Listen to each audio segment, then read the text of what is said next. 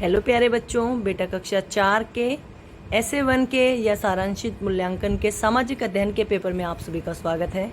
बेटा, ये वर्कशीट मैं केवल आपको समझाने के लिए बना रही हूँ। और एक बात और कहना चाहूँगी, कोई भी बच्चा चीटिंग करके पेपर ना करे। बेटा, मेरा उद्देश्य वीडियो बनाने का सिर्फ आपको आपकी गलतियाँ बताना है, क्योंकि कई बार टीचर आपको पेपर दिखा देती है, काटा लगा देती है, आपको आपकी गलतियाँ नहीं पता चलती कि आपने क्या गलत लिखा है। मैं सिर्फ आपको आपकी गलतियाँ बताना चाहती हूँ। आप पहले अपना पेपर कीजिए, उसको अपनी टीचर को सबमिट कीजिए, उसके बाद वीडियो को देखिए। बेटा, थोड़े नंबर आ जाएं वो ठीक है, लेकिन आप चीटिंग करोगे तो आपको बिल्कुल ही नहीं आएगा। ठीक है, तो आप पेपर सबमिट करने के बाद वीडियो देखिए, और जो आपकी गलतियाँ हों उनके सुधार के लिए पूरी वर्कशीट को आप अपनी कॉपी में कर लीजिए, या पूरे पेपर को अपनी कॉपी में कर लीजिए। ठीक है बेटा, मुझे बार बार यही बोल रहे हैं कि मैं बच्चों के लिए सॉल्यूशन क्यों बना रही हूँ। मैं सिर्फ बेटे आपके अच्छे के लिए बना रही हूँ कि आपको आपकी गलतियाँ पता चले। ठीक है, तो सभी बच्चे मेरी इस रिक्वेस्ट को मान लेना कि कोई भी चीटिंग मत करना। पेपर करने के बाद इस वीडियो को देखना। आगे बढ़ने से पहले आपसे वही एक रिक्वेस्ट है, जो लोग मेरे चैनल पर नए हैं प्लीज़ मेरे चैनल को सब्सक्राइब कर लीजिए, ताकि आप और मैं जुड़े रहें और मैं अपने बच्चों के लिए सॉल्यूशंस बनाती रहूं। चलिए बेटा, अब बात कर लेते हैं हमारी वर्कशीट की। हमारा पहला प्रश्न है, प्रश्न से छोड़िए, पहले सबसे पहले बात करते हैं विद्यालय का नाम। मैंने आपको पुनरावृत्ति में भी सिखा दिया था, यहाँ भी रिपीट कर देती हूँ। निगम प्राथमिक बाल अगर लड़कों का स्कूल है, बालिका अगर लड़कियों का स्कूल है, सह शिक्षा अगर दोनों साथ में पढ़ते हैं। ठीक है, उसके बाद लिखिए विद्यालय और जगह, जिस जगह पे भी आपका स्कूल है। जगह कैसे पता चलेगी? आप अपना पता लिखते हो ना, सभी पते में जगह जरूर बताते हैं, तो जगह उसके बाद यहाँ पे दिल्ली, नरेला, बवाना, आदर्श नगर, आज़ादपुर, जो भी दिल्ली में आपकी जगह है वो लिखना है। अलीपुर। ठीक है बेटा, तो ये मैं नहीं लिखूंगी, ये आपके लिए मैंने छोड़ दिया है। यहाँ पर सभी को अपना नाम लिखना है। आपकी 4th क्लास है, अनुभाग यानी सेक्शन लिखना है, ABCD या जो भी आपका सेक्शन है। अधिकतम अंक 25 है, समय अवधि 1 घंटा है। इसमें नहीं लिखा हुआ, लेकिन आपकी सभी पेपरों में वही है। और बताना चाहूँगी, आपका रिटर्न का ये अंतिम पेपर है, सोमवार को आपका ड्राइंग का पेपर है। ठीक है, और बेटा इसमें जहाँ जहाँ जरूरी होगा मैं आपको समझा दूंगी, बाकी इसमें मैं सिर्फ आंसर्स बताऊंगी। पहला प्रश्न है, भारत में कितने राज्य हैं? भारत में अभी बेटा 28 राज्य हैं। कितने राज्य हैं? 28। जम्मू कश्मीर को राज्य की श्रेणी से हटाकर केंद्र शासित प्रदेशों में बांट दिया गया है। इसीलिए अगला ही प्रश्न है, केंद्र शासित प्रदेश कितने हैं? 9। ठीक है, अभी थोड़े दिन पहले तक ये हमारे क्या थे? 30 और 7 थे, लेकिन अभी 28 हो गए और 9 हो गए। राज्य हैं 28 और केंद्र शासित प्रदेश है 9। भारत के उत्तर में कौन सा राज्य है? उत्तर में, ठीक है, बताओ। हिमाचल प्रदेश। वेरी गुड, भारत के उत्तर में हिमाचल प्रदेश है। महाराष्ट्र हमारे दक्षिण में है।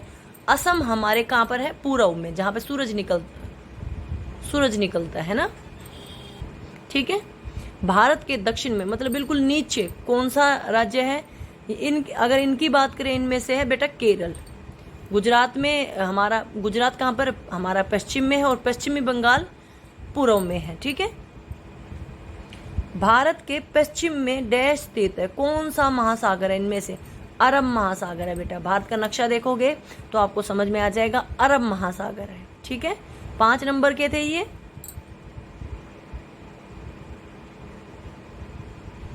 अगला बेटा सही गलत बताने, ये भी 5 नंबर का है, और ये 10 नंबर और एक चित्र देखने वाले आप आसानी से पूरे नंबर ले सकते हो, क्योंकि इनमें आपको आंसर्स लिखने तो है नहीं, स्पेलिंग मिस्टेक तो हो नहीं सकती।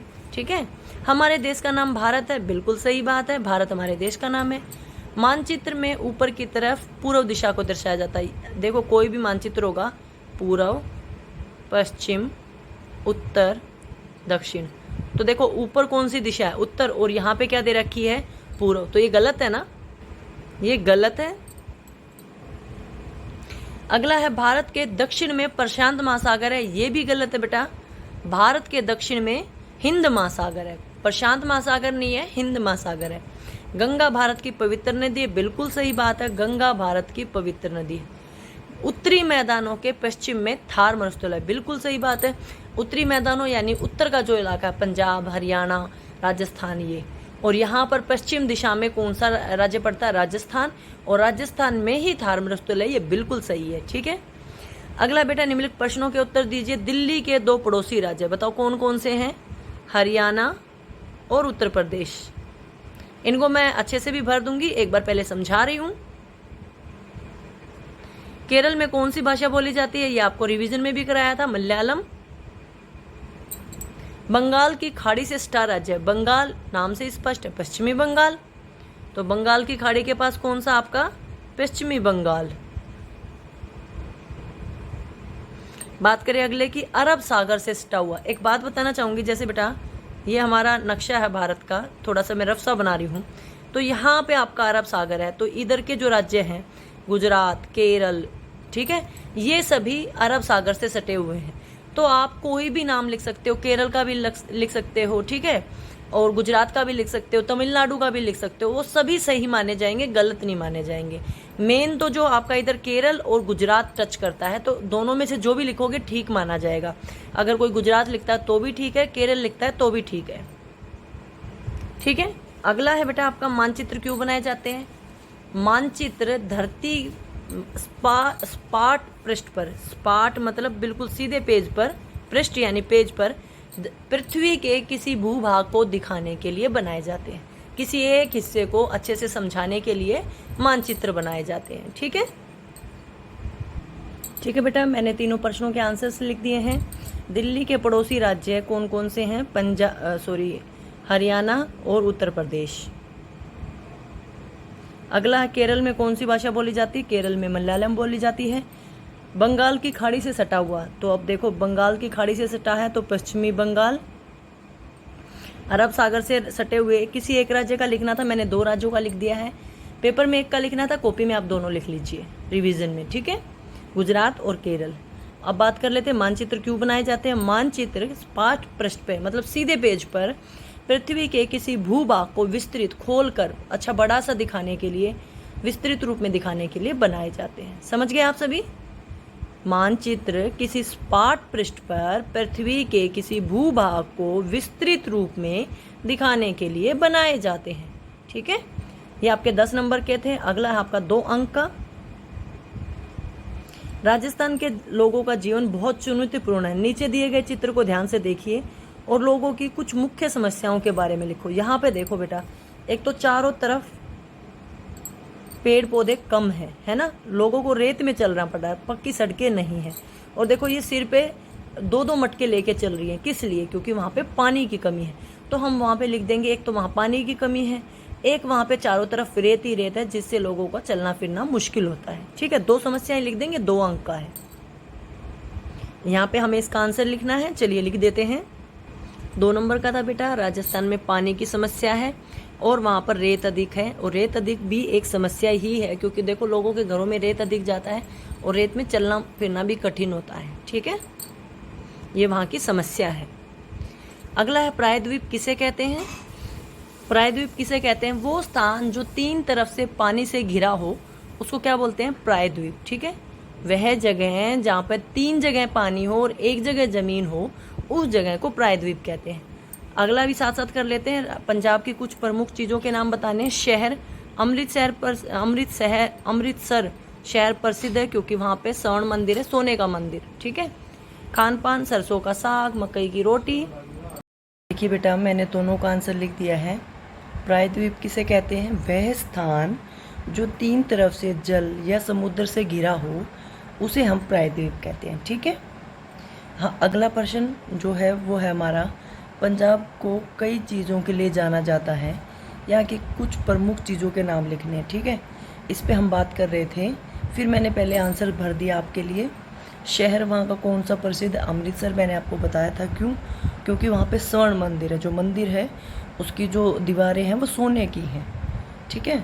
उसके बाद वहाँ का खान पान सबसे मशहूर जो है सरसों का साग और मक्की की रोटी, ये पंजाब का मशहूर भोजन है, खान पान है। नदियाँ कौन कौन सी हैं? नदियाँ जैसा कि इसका नाम है पंजाब, यानी पंच प्लस आब। पंच का मतलब होता है 5, आब माने नदियाँ। तो ये 5 नदियाँ बहती हैं वहाँ पे।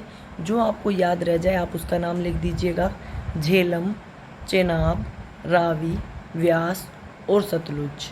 ये 5 नदियाँ पंजाब में बहती हैं, ठीक है। अगला है बेटा, वहाँ का प्रसिद्ध त्यौहार कौन सा है? लोहड़ी। लोहड़ी जैसे कि हमारे पूरे भारतवर्ष में मकर संक्रांति मनाई जाती है, जैसे गुजरात में, हरियाणा में, वैसे ही पंजाब में लोहड़ी मनाई जाती है। ये वहाँ का प्रमुख सबसे मेन जो त्यौहार है वो है, ठीक है। और उसके बाद वहाँ के जो नाच है वो क्या है? भांगड़ा और गीदा। भांगड़ा तो वहाँ का सबसे प्रसिद्ध है जो नृत्य यानी नाच है, लेकिन गीदा भी वहाँ बहुत किया जाता है। गिद्दा, जिसको गिद्दा बोलते हैं, गी दे आ, गिद्दा। लड़कियाँ जो करती हैं वो गिद्दा करती हैं, और लोहड़ी पे जो डांस किया जाता है या नृत्य किया जाता है उसको भांगड़ा बोलते हैं, ठीक है। यहाँ पे आपका जो SA1 की वर्कशीट है वो कंप्लीट हो गई है। अगर आपने पेपर में यही प्रश्न के आंसर लिखे हैं तो वेरी गुड है, और अगर आपने कोई गलत कर दिया तो कोई दिक्कत नहीं बेटा, बस अपनी गलती सुधार लो, आगे से ध्यान रख लेना, ठीक है। वीडियो अच्छी लगी है तो लाइक कर लेना, चैनल को सब्सक्राइब कर लेना। वीडियो देखने के लिए आपका बहुत बहुत धन्यवाद।